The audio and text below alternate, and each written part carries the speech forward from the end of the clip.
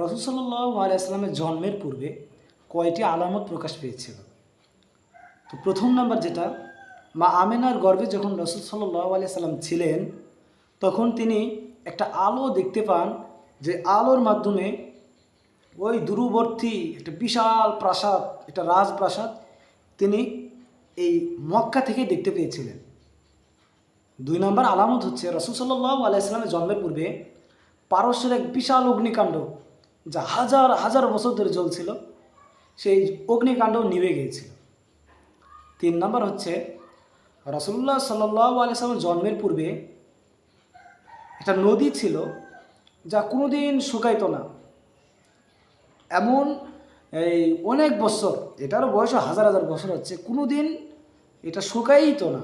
কিন্তু রাসূল সাল্লাল্লাহু আলাইহি ওয়াসাল্লামের জন্মের পূর্ববর্তী, রাসূল সাল্লাল্লাহু আলাইহি ওয়াসাল্লামের জন্মের পূর্বেই এই নদীটাও শুকে গেল। এবং রাসূল সাল্লাল্লাহু আলাইহি ওয়াসাল্লামের জন্মের পূর্বে শয়তানকে আসমান থেকে বের করে দেওয়া হয়েছে। সুতরাং রাসূল সাল্লাল্লাহু আলাইহি ওয়াসাল্লাম যে দুনিয়াতে আসবেন, এর আগে বিশাল বিশাল কয়েকটা আলামত প্রকাশিত হয়েছে আমাদের এই পৃথিবীতে। তো আল্লাহ তাআলা আমাদেরকে বোঝার তৌফিক দান করুন এবং সর্ব অবস্থায় রাসূল সাল্লাল্লাহু আলাইহি ওয়াসাল্লামের সুন্নতের উপর থাকার তৌফিক দান করুন। তো ভিডিওটি অবশ্যই শেয়ার করবেন 10টা মুসলমান ভাইয়ের কাছে, তারা যেন রাসূল সাল্লাল্লাহু আলাইহি ওয়াসাল্লামের আলামত জানতে পারে। ধন্যবাদ। আসসালামু আলাইকুম ওয়া রাহমাতুল্লাহি ওয়া বারাকাতুহু।